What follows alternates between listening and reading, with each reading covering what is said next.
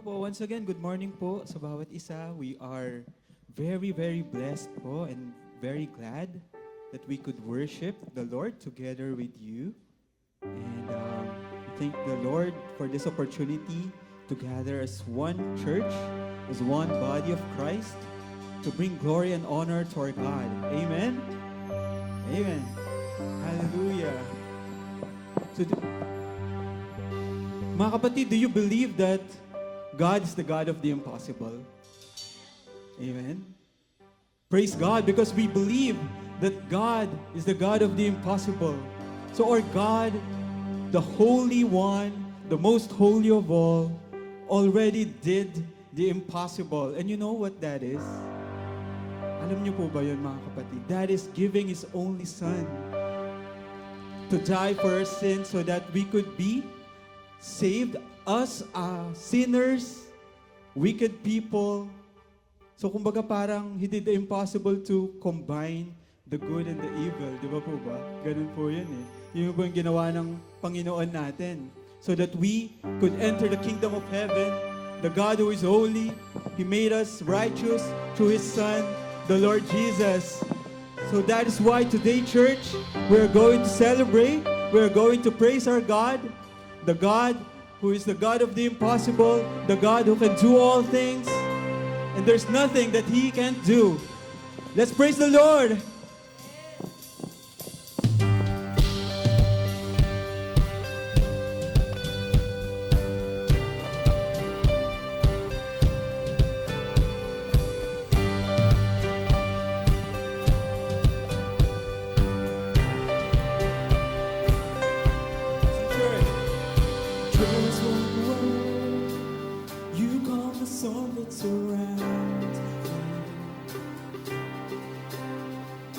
Just one word, the darkness has to retreat.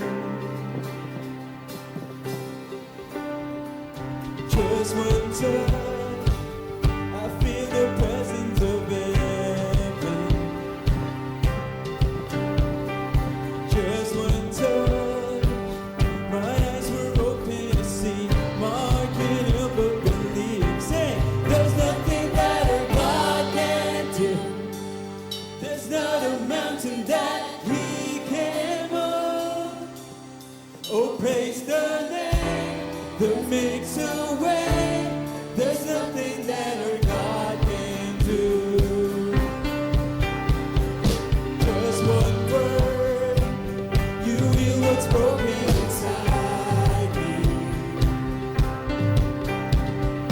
Just one word, and you revive every dream.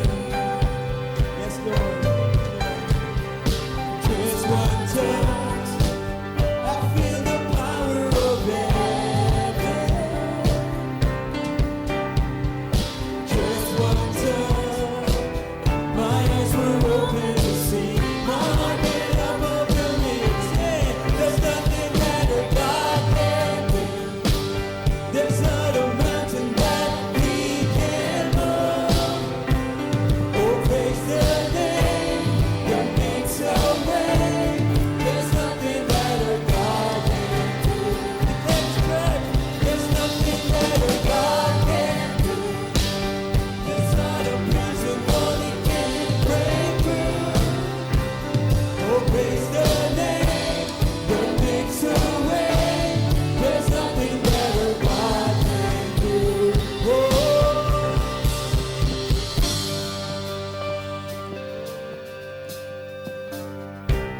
Yes, Lord, we praise You this day. I believe for greater things. There's no power like the power of Jesus. Let faith arise, stand all agree. There's no power like the power of Jesus. I will believe for greater things. There's no power like the power of Jesus. Let faith arise, let all agree. There's no power like the power of Jesus. I will believe for greater things. There's no power like the power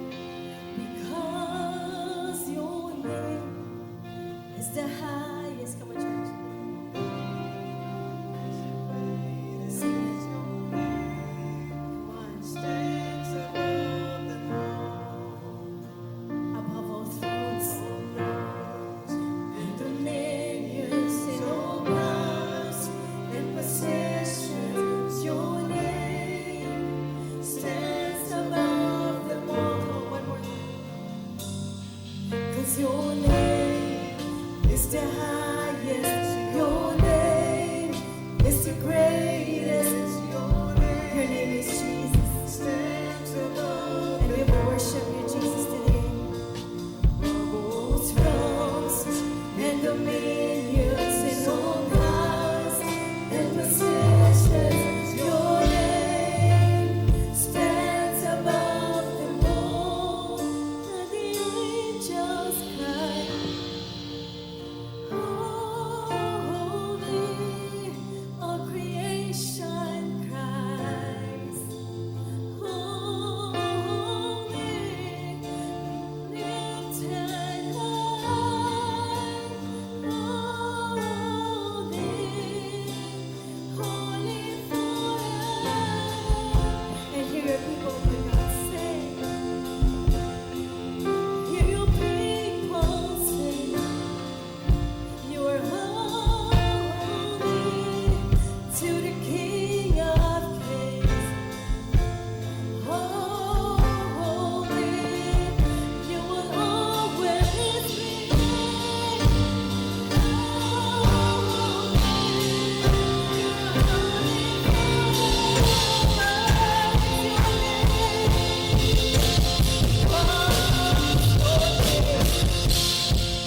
It's the highest. Your name, Jesus, your name, who stands above them all. Can I declare the kingdoms and all powers? We declare your name stands above them all. Your name is the highest. Your name is Jesus. Your name is Jesus. And there's healing in your name, Lord. There is salvation in your name. There is dominion in your name. There is authority in your name, Lord. And possession, your name stands above them all. And the angels cry. You are holy, all creation cries, holy, you are lifted high, holy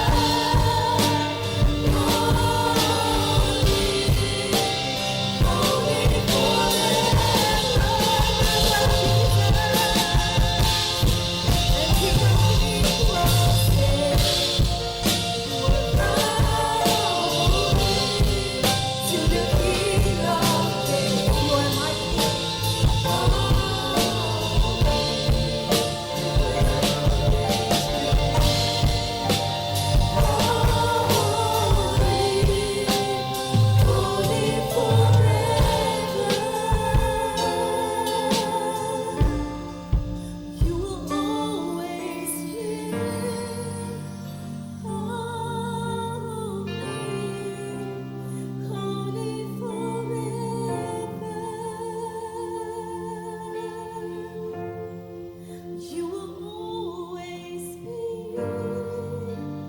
holy forever. You will always be holy. We praise you, Jesus. We give you the highest praise, Lord, today. Let us give our clap offering to the King of Kings and the Lord of Lords. Hallelujah. We thank you, Jesus. Thank you, Lord. We thank you, God, for giving us your Son to die on the cross, to pay for all our sins, and to be lifted up and sat down at the right hand of the Majesty.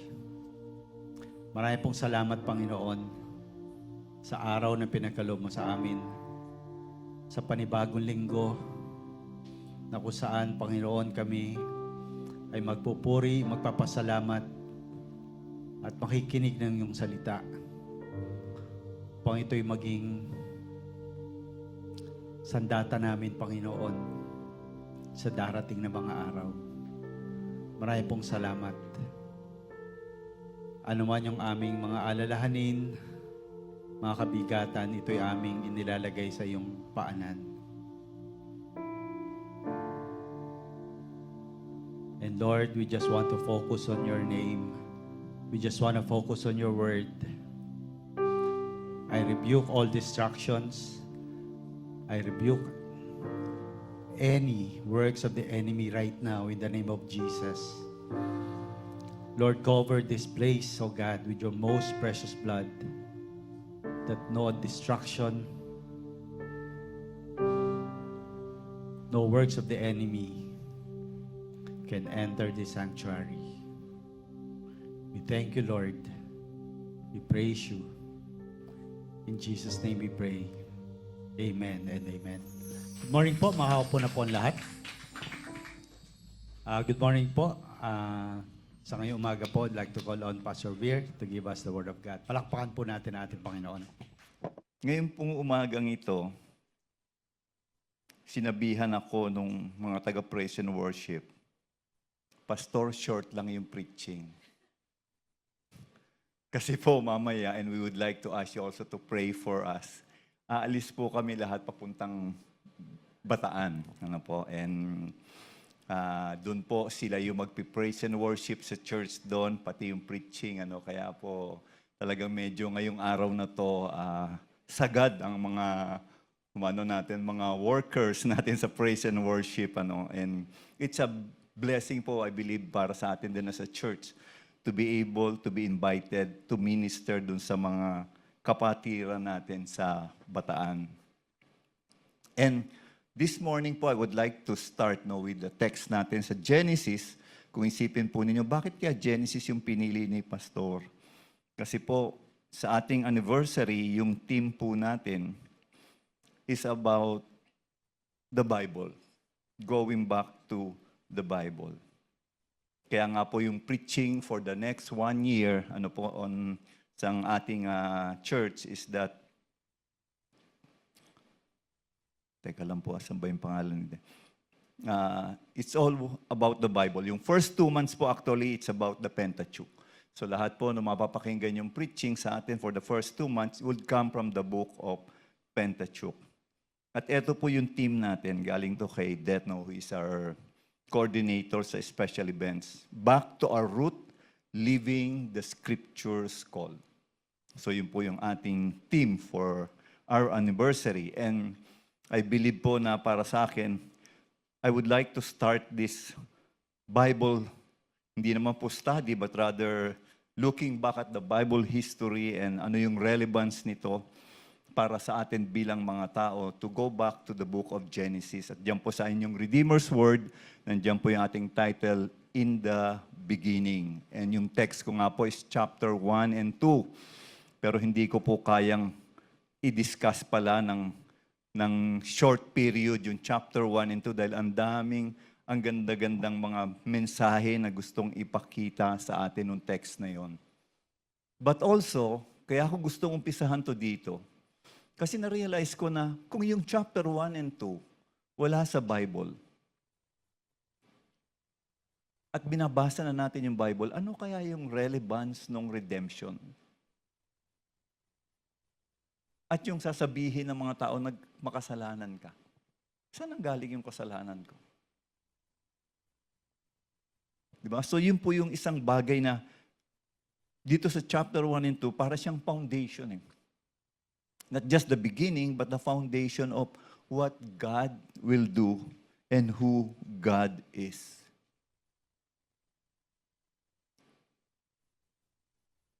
Kaya lang po dito sa chapter 1, isa po sa mga issue dito na tinitingnan lagi is yung the day. No? Sabi ng, pag binasa natin yung text, sabi doon merong 6 days in creation. Meron naman pong ibang opinion na merong gap of 1,000 of years between the first day ng creation, yung second day, matagal na nangyari. Maganda naman yung point of view nila. We respect them. No? Nag-effort sila, searching about this, studying about all these things. No? Kaya lang po, minsan pag binabasa natin yung Bible, baka nami-miss natin yung point. Ano yung gustong ipakita sa atin nung istorya? And I believe that in chapter 1, it's not about the day, it's not about the creation, it is all about God. Who God is. Kaya nga po sabi ng Genesis chapter 1 verse 1, kung may Bible po kayo, you could open that. Ano man yung version ninyo, pero I'll be using tong NIV version. And sabi doon, in the beginning, God. Nakita niyo yung statement pa lang, unang-una. First words ng Bible, in the beginning, God. Sino kaagad yung pinapakita sa atin as we look at it?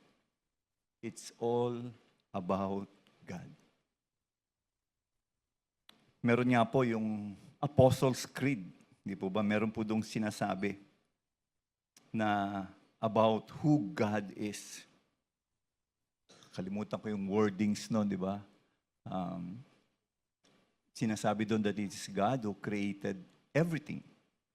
And that is coming from Genesis chapter 1. Pangalawa pong point is that yung creation, surprisingly, bakit sa first day may light? Ano, pag tinignan nyo, nang kinreate ni God, is that verse 3, sabi, and God said, let there be light, and there was light. Pero, pagdating ng verse 14, let there be lights in the vault of the sky to separate the day and the night. Bakit? Ano nangyari? Mapipicture nyo ba yun? May light ng first day, pero after ilang days, sinabi naman ng verse 14, let there be lights in the vault of the sky to separate the day from the night, and let them serve as sign to mark sacred times and days and years. And let them be lights in the vault of the sky to give lights on the earth. And it was so. Parang ako nung iniisip ko siya, paano ko i-connect yun? Paano nagkaroon ng light? Tapos sa verse 14, meron pang, doon palang ginawa yung day and night. Kaya po minsan, pag binasa pala natin itong chapter 1 specifically, ibang klase yung writing dito. Hindi siya ordinary na binabasa nating story at sabi na, ito yan. Pero I believe tama po yung sequence na ito. Tama po to. Kasi this is how God works. Kaya po yung science, di po ba, sinasabi sa atin, na nandyan din yung evolution. Nanggaling tayo sa hayop, through times, unggoy, nagdevelop, kaya ngayon, mukha ka ng unggoy. Tao ka na. Pero, come to realize a bit na, ano ba yung purpose in this chapter 1? Ano yung gustong ipakita sa atin ni God in chapter 1?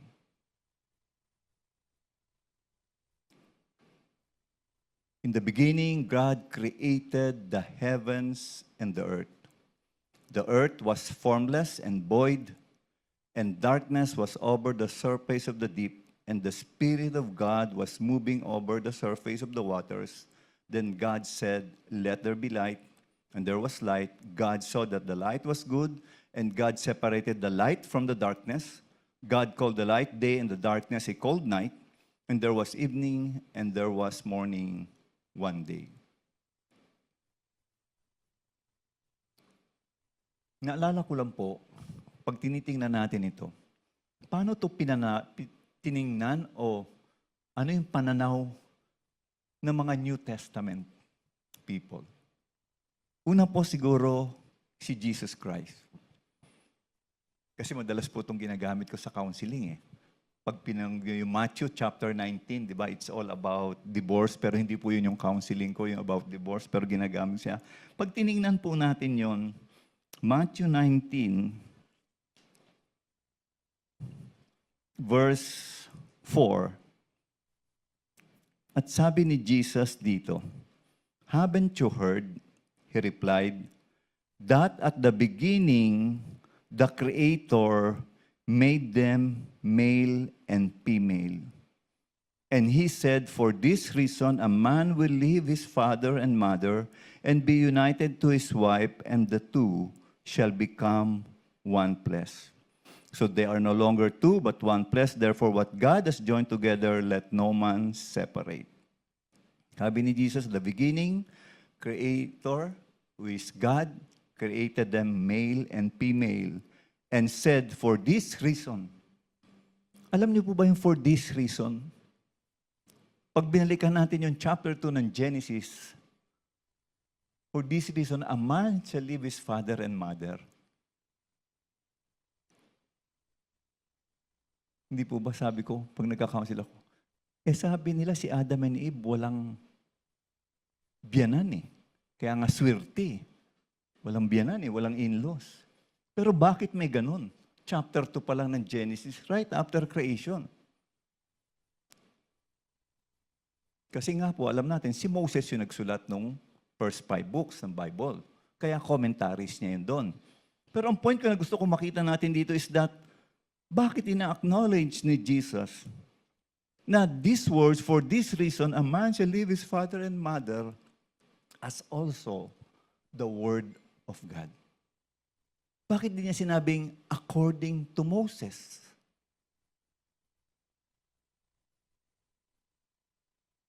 Kasi doon, pinapakita sa atin that in creation, ina-acknowledge ni Jesus that it is all about God and His Word.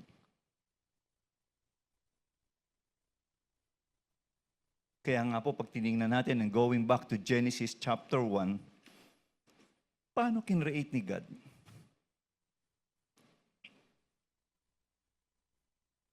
Yung first 6 days.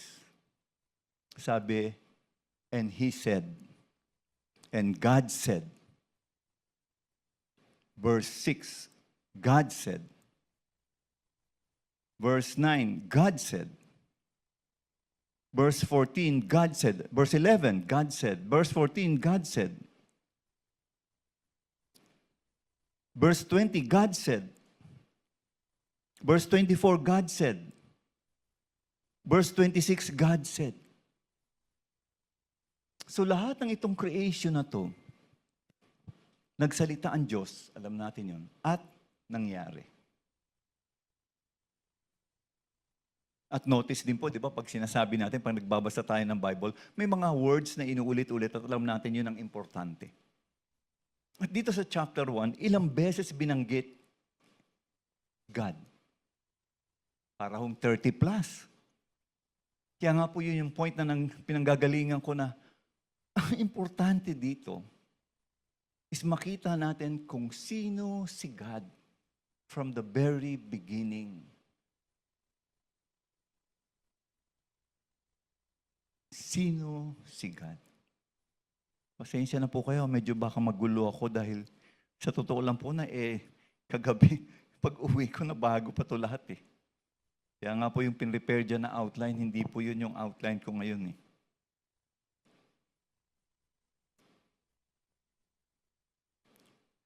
Una po makita natin in this creation story ng chapter 1 is about God's sovereignty.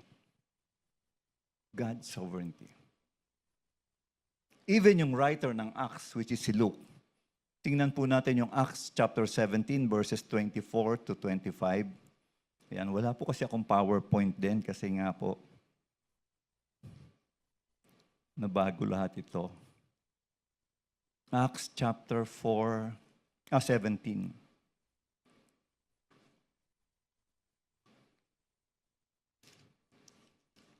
Yan, naghahanap tayo. Maganda rin pala yung ganito na 17 verses 24 to 25. Ito yung si Paul, nasa atin siya. At doon nakikita niya maraming idols.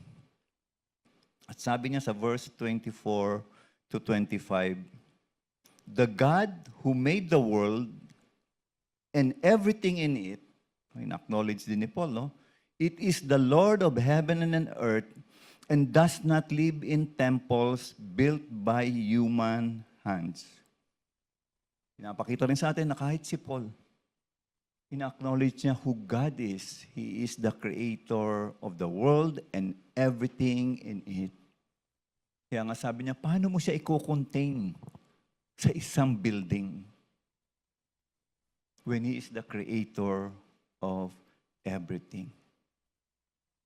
At kung siya yung creator ng lahat ng bagay, then sino dapat ang wino-worship natin?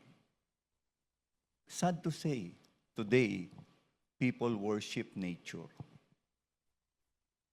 the created things.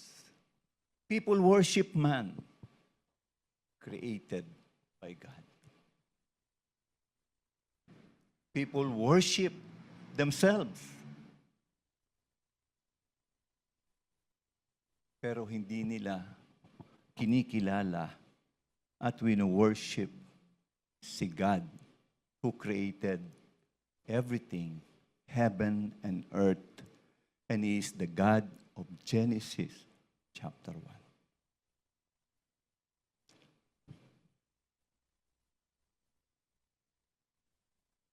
Sa Acts din po, chapter 4, verse 23. Dito naman po sinasabi sa atin, si Peter at si John nakulong sila. At nung nirelease sila, sabi dito, on their release, Peter and John went back to their own people and reported that all chief priests and elders had said to them. When they heard this, they raised their voices together in prayer to God. Sovereign Lord, they said, you made the heavens and earth and the sea and everything in them. Notice po paano nila inumpisahan yung prayer nila. Ina-acknowledge nila who God is. The creator of heaven and earth and the sea and everything in them. With Genesis chapter 1 story, with the New Testament believers, words dito sa ating binasa, and many other verses, I believe, show us that God is sovereign. Yun po yung isang makita natin dito sa Genesis chapter 1. Kaya nga po yung mga discussions about evolution, tingin ko po it's way para to escape the authority of God as the creator. Hindi natin na-realize minsan yung mga very popular sa atin na story about sa Old Testament that God is the potter and we are the clay. Nakakalungkot po. Sabi ng Isaiah chapter 45 verse 9, woe to the one who quarrels his maker. And who is our maker? It is God.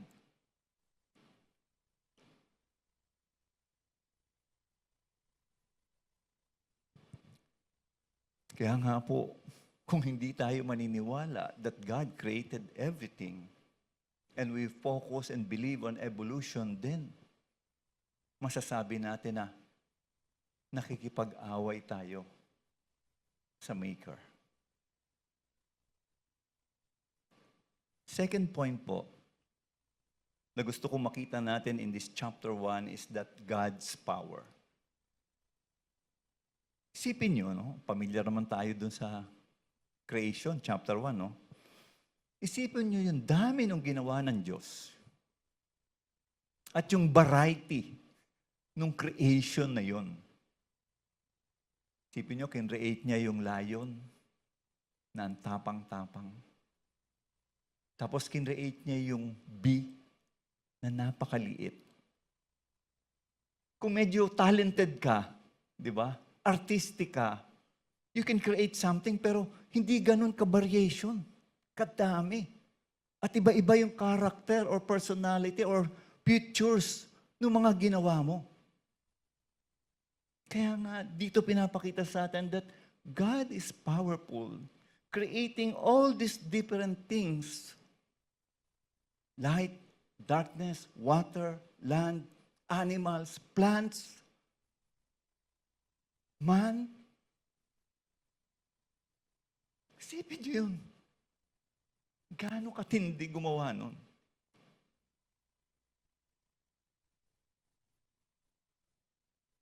Paano niya ginawa? By His Word. And God said, let there be. Except sa tao, kasi from the dust. Ano po? Pero yun, kakaiba din. Hindi po ba? Kakaiba din from the dust. At bawat sabihin niya, it all happened.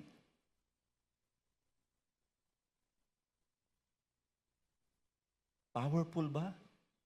Itong Diyos na pinapakita sa atin in Genesis chapter 1. Ano pong sabi ni Paul? In Romans 1 verses 19 to 20. Since what may be known about God is plain to them, because God has made it plain to them. Ito po yung point na gusto ko makita natin in verse 20. For since the creation of the world, God's invincible qualities, His eternal power and divine nature had been clearly seen, being understood from what has been made, so that people are without excuse. Sabi ni Paul, from creation of the world, the invincible qualities, the eternal power and divine nature ni God ay ipinakita na sa atin. Kaya nga sabi ko kanina, napaka-importante itong Genesis chapter 1, 2, and 3. Bago natin maunawaan yung mga susunod pang mga books, chapters. In 2 Corinthians chapter 4 po, sabi doon in verses 4 to 6, the God of this age has blinded the minds of unbelievers so that they cannot see the light of the gospel that displays the glory of Christ, who is the image of God. Verse 5, for what we preach is not ourselves, but Jesus Christ as Lord, and ourselves as your servants for Jesus' sake. And verse 6, notice po ito, for God said, let light shine out of darkness. And may this light shine in our hearts to give us light of the knowledge of God's glory and displayed in the face of Christ. Si Paul po, notice nyo, ginamit niya yung language ng creation in Genesis. Let light shine upon darkness. Doon ang gagaling yun eh. Kaya minsan binabasa natin yung Bible. Hindi natin napapansin na, wow, may connection pala siya doon. Yung power that brings creation in Genesis chapter 1 is the same power that brings new creation upon the life of people who believe in Jesus Christ. Yun yung kinukumpara niya eh. God's power in creation is the same power today that we can experience bilang mga anak ng Diyos. Pangatlo po, 11 na. Nakangiti na, taga praise and worship. Baka walang kakaway sa akin. Pastor, matatapos na ho tayo. God's purpose. Notice po, sabi ko nga kanina sa chapter 1 ng Genesis, everything was created or happened by God's command. Nothing happened by chance. At everything happens in order, according to God's plan and purpose. At ngayon, kung nakita natin itong creation na to, tapos sinasabi ni God sa atin in chapter 1, after creation, it was good. Hindi po ba? Madalas yun. After creation, it was good. It was good. Ngayon ang magandang tanong, good for what? Bakit siya good? Di ba? Para mga bata, pag binigyan ako, mama, ng good grade. Bakit? Kasi nag-aral ako eh. Mataas ako sa exam. Dito, yung creation, sabi niya, kinreate niya ito, and then sabi niya, it was good. Good for what? Di ba, I believe it was good for His purpose. It was good for His purpose. May purpose siya. Kumbaga itong creation na to, fit ito. Doon sa gusto niyang o balak niyang mangyari at gawin in the future. Kasi minsan pag nabaisip natin yung good, sabi po ng iba, yung idea pumapasok sa isip natin is that these are moral and physical perfection. Kaya good yung creation kasi ang ganda ng dating. Good itong light because ang nakatulong ito makabigay ng liwanag. But the good there pala is because it is good for His purpose. Kaya niya kinreate ang lahat ng ito. Kaya nga po, maalala din natin sa storya, sinabihan niya si Adam to subdue the earth and have dominion over living things. Kaya pala kinreate niya to and it was good. But it is not perfect. Kasi sabi niya kay Adam, subdue. Have dominion over all creation ni God. At ito rin yung isang mapapansin natin na merong major role or task si Adam and Eve in God's plan and purpose in relation to His creation.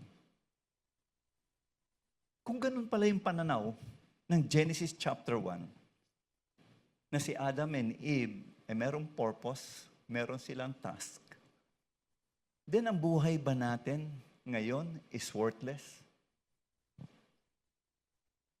Ang buhay ba natin today is at lost? Or meron ding purpose si God sa bawat isa sa inyo? Kaya kayo kinreate ni God. Kaya kayo nasaan kung asan kayo. Sa inyong community, sa inyong trabaho, business, profession, sa school. Kung saan ka man niligay ng Panginoon, meron pala siyang purpose. It's not an accident na napangasawa ko si Deb.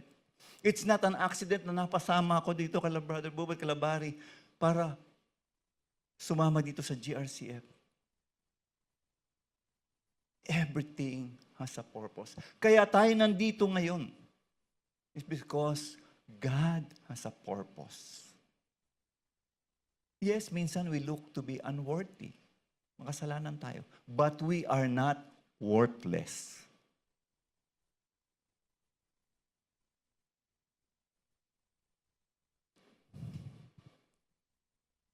Maganda nga po dito sa storyang ito, yung climax ng storya is that in chapter 1 is yung creation ni Adam and Eve. Minsan inisip niyo ba, bakit doon nilagay yung si Adam and Eve ng creation doon sa matatapos na yung chapter 1? 24, 25, 20. Bakit hindi doon sa umpisa pa lang sila na kagad yung kinreate? Again, this is the plan of God. Again, this is the purpose of God.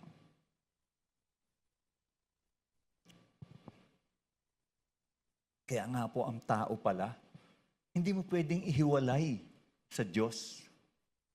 Kasi ginawa ng Diyos ang tao dahil meron siyang purpose at plano. Kaya sabi lagi, di ba, Hosea, ba yun? Hindi pinaiiwan yung asawa niya, yung ini-illustrate, binabalikan niya kahit magkasala. Dahil may purpose. That's why God hate divorce. Dahil may purpose siya sa taong ito. In His kingdom, in His plans for this world. Siya yung nakakaalam kung bakit tayo pinanganak. kung bakit tayo ginawa. Siya yung nag-order lahat sa mundong ito na minsan akala natin, asan ang Diyos sa gitna ng mga kaguluhang ito ng ating buhay at ng ating bansa.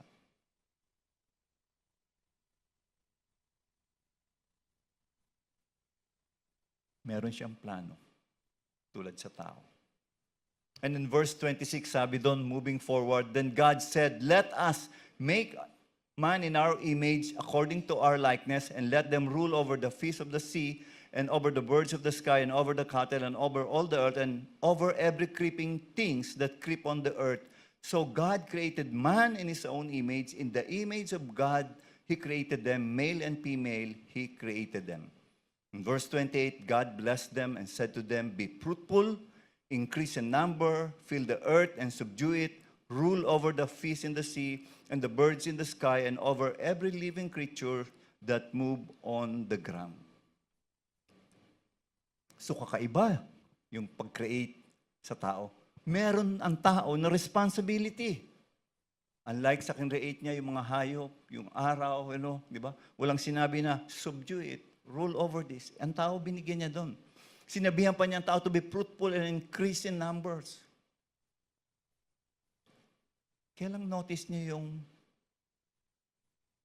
then God said, let us make man in our image, according to our likeness. Sino kausap ni God? Wala pa si Adam and Eve. May tama ata yung Diyos nyo. Kasi siya lang ang sabi doon, in the beginning, God. And yet, sasabihin niya, hindi pa nakikreate ang tao, let us. According to our. Plural po yun, di ba? Lahat ng yun eh. And it tells us about the Trinity. I believe, alam po nating lahat yun, di ba? Father, Son, and the Holy Spirit. At sinasabi sa atin ng New Testament in Colossians chapter 1 and even in John chapter 1, Jesus was instrumental in the entire creation process. Kaya nga pag inisip natin yung creation, tinitingnan din natin, nasa isip natin, ano yon? Yung Trinity. Lahat sila involved in creation. Second thing na gusto nating makita dito or tanungin is, God created man in His own image. In the image of God, He created them. Male and female, He created them. Alam natin sa istorya ng creation na mayroong distinction, pagkakaiba. Yung kinreate ni God, yung mga hayop, yung land, yung lights, from sa tao. Kasi sabi niya, He created man in His own image. Ang hayop walang image ni God. He created man from the dust. Pero ang hayop, kinreate niya, nagsabi lang siya, let there be. In the same way po, we reflect the nature of God.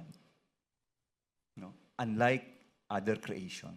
So pag tinignan mo yung katabi mo, ang mga tao sa paligid natin, there is something different. There is that image and likeness of God in that person, whether you are a believer or not.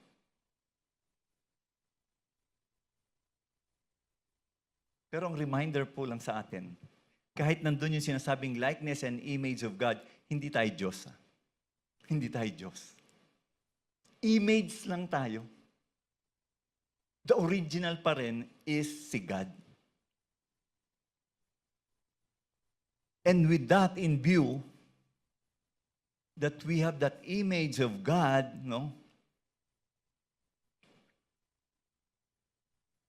mapapansin natin.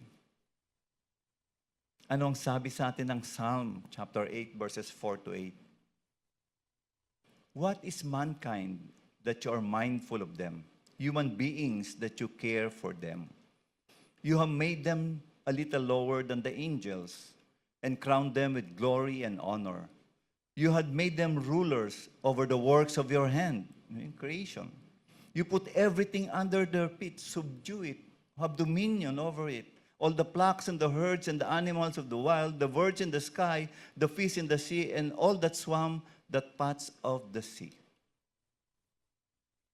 Minsan po kasi yung image, no, may mga nagsasabi po, na pag pinag-usapan itong image and likeness, kasi nga po, pareho ng Diyos, kailangan nating merong relationship. Tulad ng Diyos, nandiyan yung Trinity. Yung iba naman po sinasabi that we function like God. Kasi kaya nga binigay sa atin yung dominion sa kanyang creation. Pero ang ganda po nung sinabi nung Acts chapter 17. Pasensya na po, ang dami kong verse ngayon, ano? Verse 17, chapter 17, verse 26. From one man, he made all the nations, that they should inhabit the whole earth, be fruitful and multiply.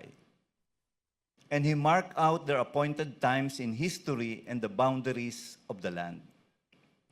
God did this so that they would seek Him. Anong purpose? That man would seek Him and perhaps reach out for Him and find Him, though He is not far from any one of us. For in Him we live, kinakanta natin to, no? And have our being, as some of your poets would have said, we are His offspring.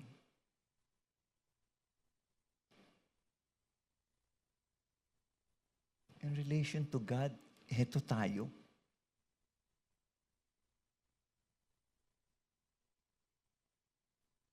Gumagalaw tayo, nabubuhay tayo, it is all because of who God is.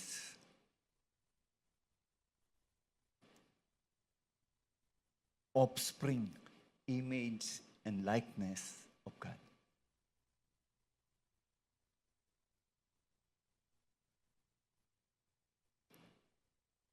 In relation to ourselves, no, 15 minutes.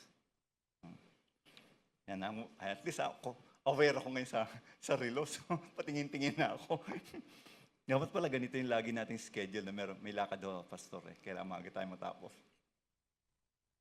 In relation to ourselves, we should not look at ourselves too highly rin minsan. Minsan sobra rin naman yung pagtingin natin sa ating sarili. You remember, as I said, we are created by God in His image. At hindi rin naman dapat natin tingnan yung ating sarili na sobrang baba.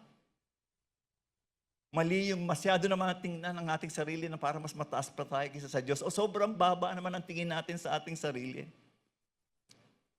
Na nagkakaroon na tayo ng wrong values about ourselves. Na nawawala na tayo ng relasyon or in touch with God. Sabi ko kanina, we feel unworthy. But remember, God's image is with you. At tayo mga Kristiyano, lalo na, we are redeemed by His Son, Jesus Christ. So, importante ka. Meron kang image and likeness ni God. In relation to others, no? Sabi ko nga, kung yung image and likeness of God na sinasabi sa Genesis chapter 1 nung kinreate niya ang tao, is for all mankind, hindi lang ito just for the believers, but for all mankind, then how should we treat people around us? Hindi lang yung mga, kasi kapareho ko yan ng pananampalataya. But paano yung mga hindi believers? How would you treat them? At sinasabi sa atin that they are also created in the image and likeness of God. Ang ganda po ng sinabi ni James, no? Chapter 3, verse 7 to 9. All kinds of animals, birds, reptiles, and sea creatures are being tamed and had been tamed by mankind. But no human being can tame the tongue. It is a restless evil full of deadly poison. With the tongue we praise our Lord and Father, and with it we curse human being who had been made in God's likeness. Notice the word.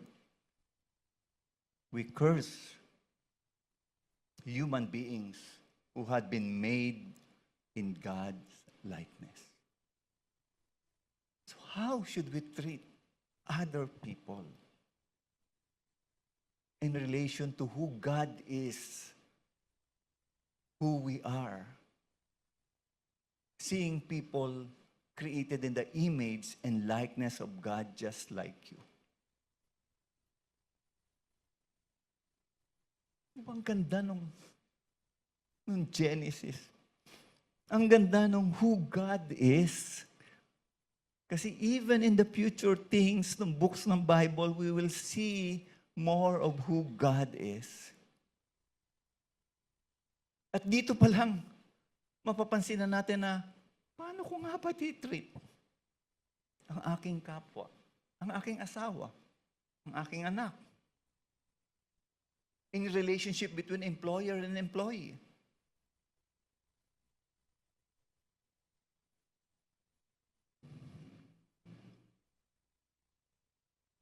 It speaks about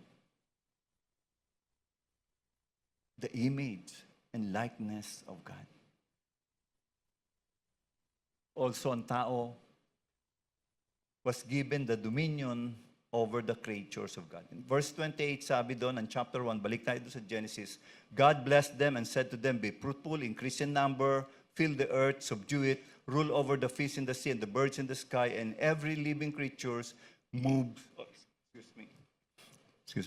moves on the ground. Parang dito sa verse na to, pag tinitingnan natin, no, merong style of government eh. Yung God is the creator, man, created in the image and likeness of God, should rule, subdue over all the creation. Pag tinignan natin, tayo, yung tao, is a representative of God sa mundong ito. Dadating tayo sa New Testament. Anong sinasabi? We are ambassadors of Christ. Ang tao, parang link ng Diyos sa mundong ito. Kaya nga na nagkasala ang tao sa Diyos, pati ang mundo ay nagsuffer.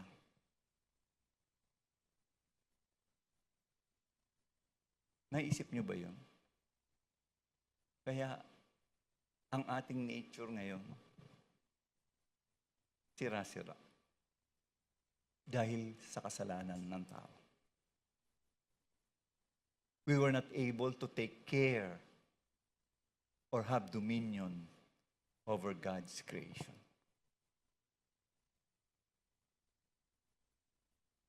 Kaya nga po, looking forward, din ang mundong ito, the nature, when God restores not only man, but even the earth. Kaya nga, pag ending ng Revelation 22, and there is a new heaven and a new earth.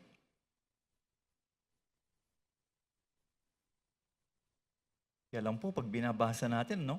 Very strong yung words, to subdue it and have dominion. Na, ang laki ng task. Parang sinasabi doon sa mga, pag nagli-lead ng ministry, di ba? Oh, ikaw magli-lead ng Kopos. Ay, ayoko, pastor. Ikaw magli-lead ng Y. Ay, ayoko, pastor. Bigat-bigat ng task na yan. Ayoko maging member ng board. Ayoko mag-ministry head. Sabi, mas mabigat pala yung task natin dito.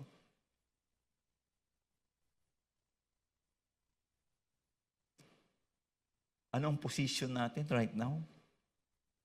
Bilang mga tao, we are steward and master. We have to take account, no, ng ating mga ginagawa sa ating buhay and even sa ating paligid, sa nature. Hindi tayo libre na kung ano man ang gusto natin gawin, gawin na lang natin. Kasi may plano at purpose yung Creator. Bakit hindi nilang ginawa ni God? After creation, autopilot na. Diba? Tuloy-tuloy na lang. Bakit pinigyan pa ang tao ng responsibility? Kasi hindi yun yung plano ng Diyos eh. Pwede naman gawin ng Diyos yung kaya niya yun eh. Pero hindi yun yung plano niya eh. Hindi yun yung design niya eh. Hindi automatically ang mga halaman pala bubungayan. Kailangan somebody would take care of it. Kailangan nila ng araw. Kailangan nila ng tubig. Kaya nga, as early as creation, manonotice nyo, Adam was asked to work and take care of the ground. Alam mo, akala ko noon, automatic na lang kasi nandiyan na yung araw, ulan, di ba? Pero dito, si Adam, sinabihan siya, work and take care of the ground. At isa pa napansin ko in relation to this, nung kinreate yung araw, let there be lights in the sky. Sa verse 11, sabi doon, then God said, let the land produce vegetation, seed-bearing plants, trees on the land that bear fruits with seed according to the various kinds. And it was so. Then the land produced vegetation, plants bearing seed according to the kinds, and trees bearing fruit with seed in it according to their kinds. And God saw that it was good. And there was evening and there was morning on the third day. So on third day, kinreate yung mga vegetation and plants. And then sa verse 14, the following day, let there be lights in the vault of the sky, separate the day and night. Pero pag iniisip natin, kailangan ng araw ng plants. Bakit naunang kinreate yung plants at nabubuhay na siya bago dumating yung araw? Minsan, kaya nga sabi ko, kakaiba pala ito. Nung binabasa ko ng mga unang panahon, parang ang daling intindihin, parang nalilito na ako. Kasi nga, hindi ko nakikita kung ano yung gustong ipakita nung text sa atin. And it is all about God. A God who is sovereign. A God who is powerful. A God who created everything.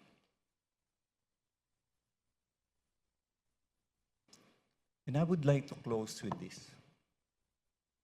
Parang ang dami pang gandang sabihin, pag-aralan, pero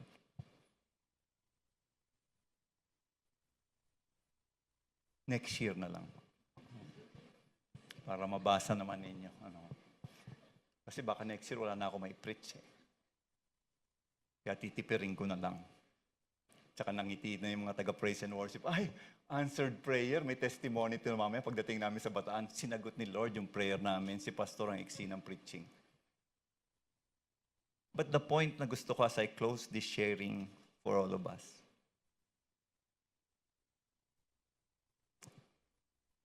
Sino si God sa inyo? Is He the God that the Bible describes us?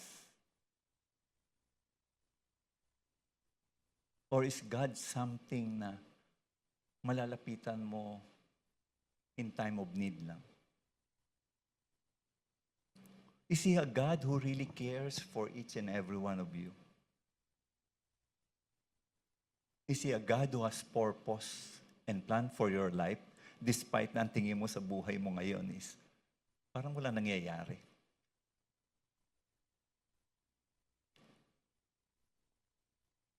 Or are you asking, Lord, anong purpose ko sa buhay ko? Kaya nga sumikat yung purpose-driven life. No? Pero pag tinignan natin yung Bible, nandun pala yung kasagutan talaga eh.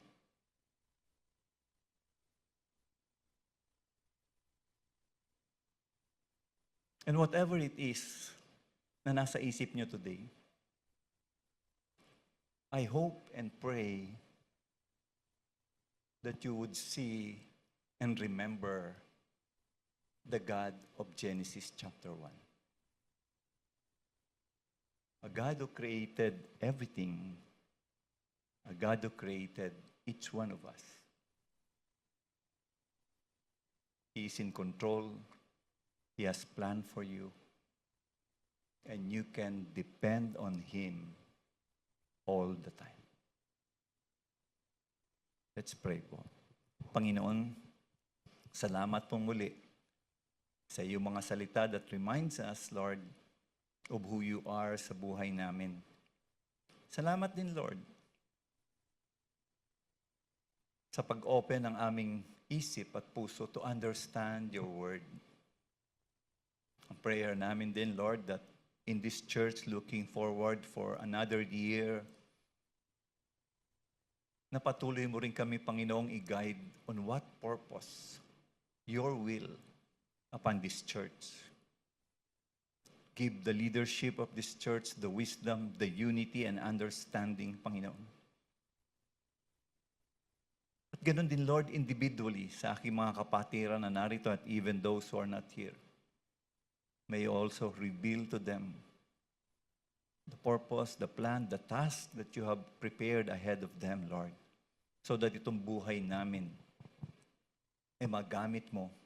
And in the end, you could say to us, well done, my good and faithful servant. And most of all, Lord, our prayer every time for our church, for our ministries dito, for our lives is that your name alone will be glorified. And I pray then also, Lord, traveling mercy for all of us, papuntang Bataan at makabalik kami. Prayer then, Father God, that we will be able to minister to our brothers and sisters there, again, for your glory and for your honor. In Jesus' name we pray. Amen. Amen. Good morning po muli sa inyong lahat.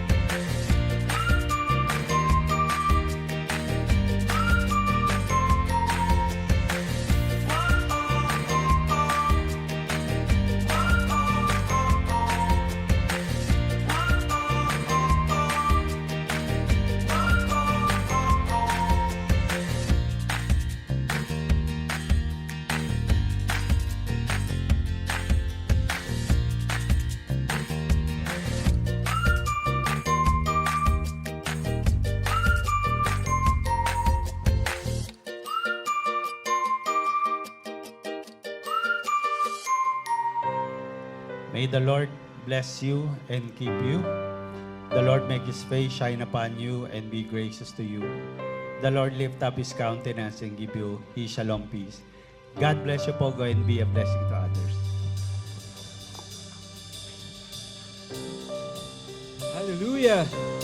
So again, church, let's praise our God for blessing us again and revealing Himself to us through His Word.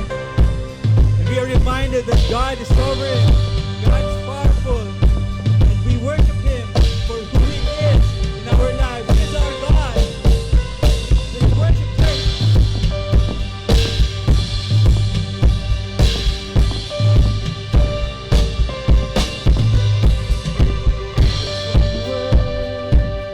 You know the storm that's around. Just one word to God disaster retreat. Just one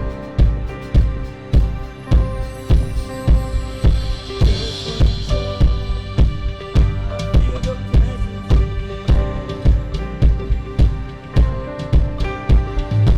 Just one touch, my eyes were open to see what you believe. There's nothing that our God can't do. There's not a mountain that He can't move. Oh, praise the name that makes a way.